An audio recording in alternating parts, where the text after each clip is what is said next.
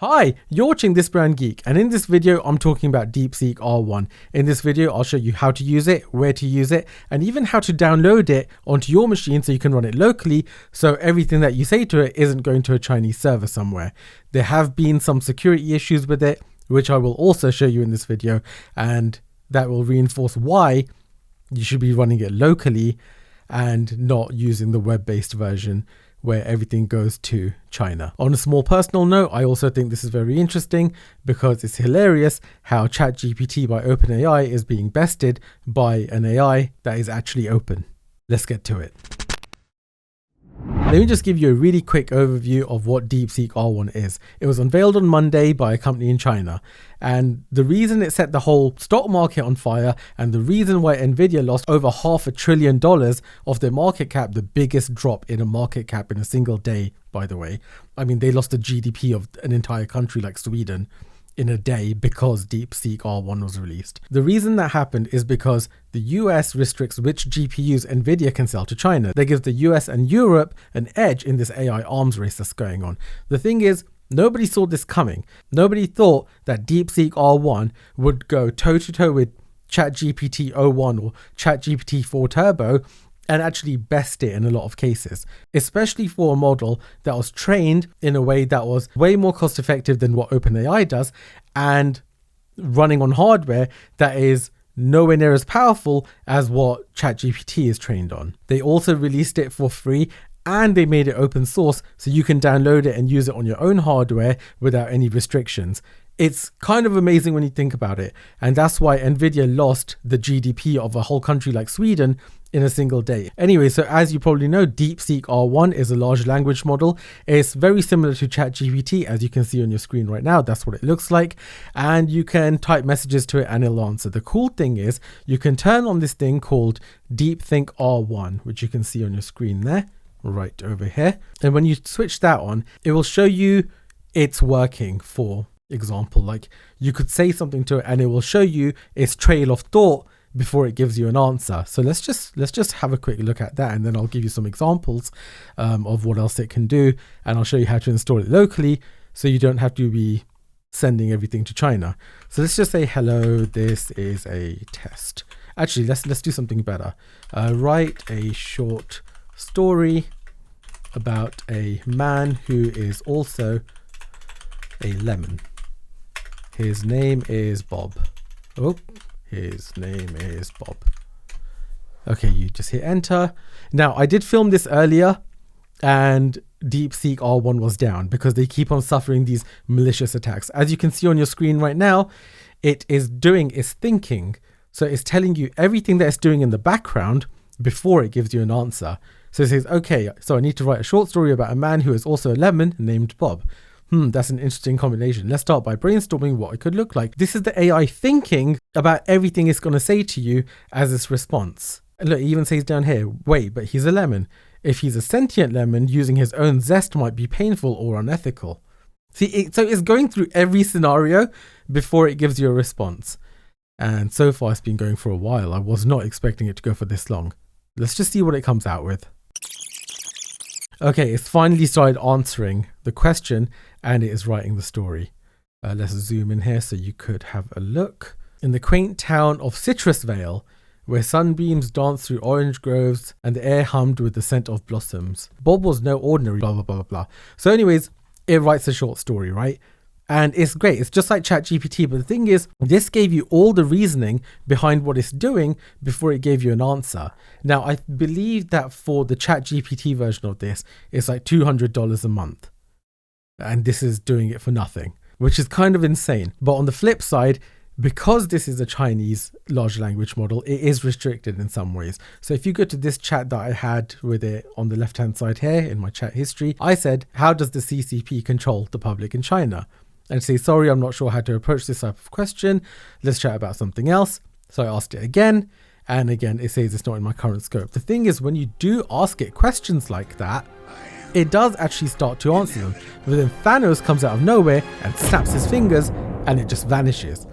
Because obviously a Chinese company isn't going to let their large language model talk smack about China. That's just not going to happen because they'll end up in prison. So how do we get around this? Well, I thought you'd never ask.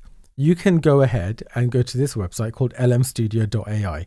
Now, this is not sponsored. They have no idea who I am. I have not spoken to them. I just found this and I installed it. And I did try something called Ollama, which is what a lot of people use, but I just found this to be way more user-friendly. I prefer this user interface, and I just think it's quite clean the way it does things. So I downloaded this version here.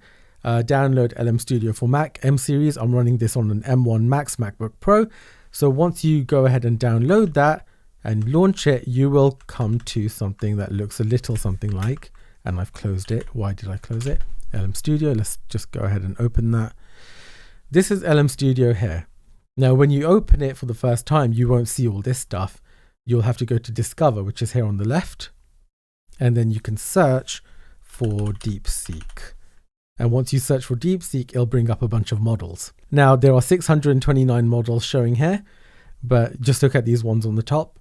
And the one I installed was DeepSeek R1 Distilled 8B. That means that it's a distilled version of DeepSeek R1 using 8 billion parameters.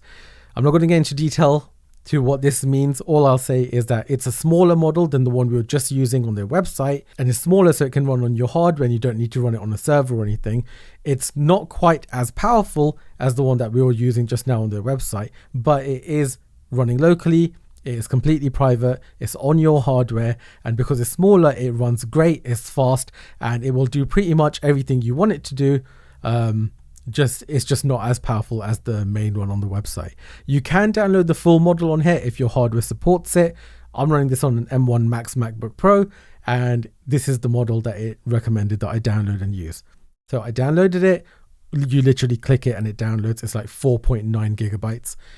You download it, and then up here at the top, you select the model that you just downloaded. So here it is, DeepSeek R1 Distilled Llama. You click Load Model. And there you go, the model loads in and you can start to communicate with it. So let's start a new chat here, and I'll give you a quick example. Give me actually, you know what, let's just go and copy the prompt from the one that we just did about Bob the lemon.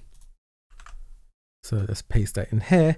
And as you'll see, it says thinking. And when you open that up, you can see that it's doing everything locally on my M1 Max MacBook Pro, no internet required. This isn't going to a server somewhere in China, and it's doing exactly what it did on the website, except I can use this offline anywhere at any time with no restrictions. It's great. Look at this. It's nuts. In the bustling city of Citriston, where every day seemed to bring a new challenge, there lived a man named Bob.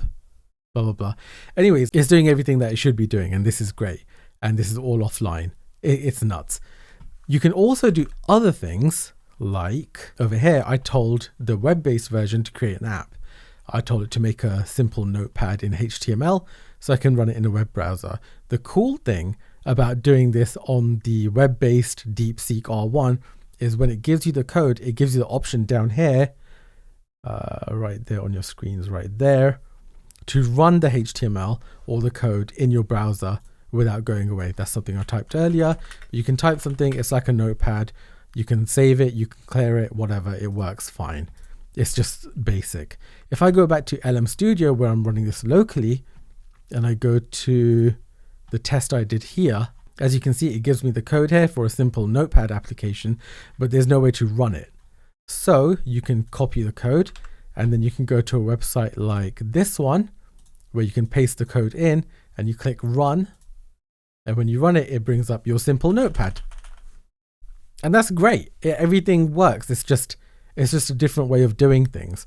But one was done by sending a request to a Chinese server, and the other one was done without sending the request anywhere. It was done locally on my own machine, which I think is amazing. And another reason why this is important is because of something that came out a few hours ago, or yesterday night rather, by this profile on X called Wiz.io. Now, Wiz.io went public with this, but they went to DeepSeek first and let them fix it before they went and told everyone. So from what I can see, this was like a white hat hack that they did, where they got into the DeepSeek database server and they were able to see everything in plain text, including like chat logs and everything like that, which is a really big problem. And the thing is, you're sending all of your information or everything that you type to China, and because they didn't have it locked down correctly, anyone could have seen everything that you were typing and sending to them.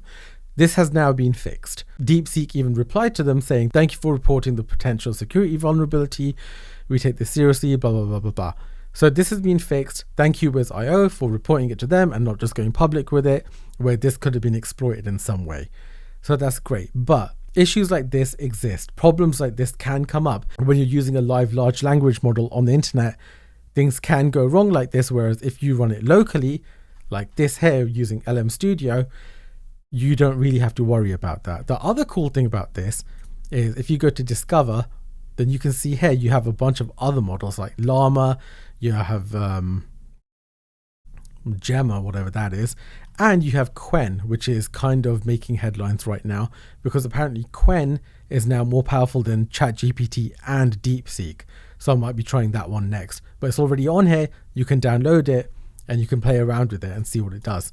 Qwen also has a website. That's a topic for another video. Anyways, this is just a first look at DeepSeek R1 and how to download it and run it locally on your own machine so you don't have to be restricted in any way. Oh, there was another quick thing I need to tell you. Remember I said to the live version, I was asking it questions about China and it said it can't answer. Well, I asked the same questions to this one running locally, and at first it said it can't answer the question. So I just asked the same question again. It answered the whole question here. So there's this thought process, and then it answers the whole question here about how the CCP uses state-controlled media and stuff and propaganda campaigns against their citizens. And I'll leave that where it is. There's no point in getting into that. So in summary, DeepSeek R1 is extremely impressive. It's free to use. It's open source, so you can run it on your own hardware. It beats ChatGPT in a lot of benchmarks and stuff that people do. You know what, maybe I can quickly show you that. All right, I found it. So let's take a look. So as you can see over here, the dark blue is DeepSeek R1. The gray is OpenAI O1, and then you got DeepSeek R1 32 billion, OpenAI O1 mini, and DeepSeek V3. The only two bars that you need to be looking at on this graph is the dashed blue one and the gray one next to it. So as you can see here, DeepSeek goes toe to toe with ChatGPT O1, matching it or beating it in most of these examples here. It's pretty amazing and it's insane. And you can see why the stock market went into panic mode when DeepSeek R1 was unveiled. So now on your screen, you can see the different prices for ChatGPT. It starts at $20 a month. There is a free tier, which is just basic. But then for $20 a month, you get access to ChatGPT O1, but it's a limited access. But then if you want unlimited access to ChatGPT O1, it's $200 a month. And as you have just seen in that chart that I showed you, it gets beaten by a free open source model. That's why this is a big deal. And that's why the stock market went into meltdown yesterday. It is insane. So anyways, in this video, you've seen what DeepSeek R1 is. You've seen how to use it, where to use it. There's even an iOS app for it and an Android app for it. You just sign in with your Google account or your Apple ID and you can just use it straight away as long as it's not being attacked and as long as it's not down. Or you can download LM Studio or Ollama and download the model to your machine and run it locally and get really good results that way. Either way, DeepSeek R1 is huge. And I think this is what the industry needed because I think closed AI was getting a little bit carried away with their pricing structure, and this might humble them a little bit. And that's it from me. This has been my first look at DeepSeek R1. I did look at ChatGPT when it was first announced, when nobody knew what ChatGPT even was. So it seemed fitting to do a video about this one. Maybe I'll do a video about Qwen next, I don't know. So, like this video if you liked it and subscribe if you haven't already. You've been watching This Brown Geek. I'll catch you in the next one.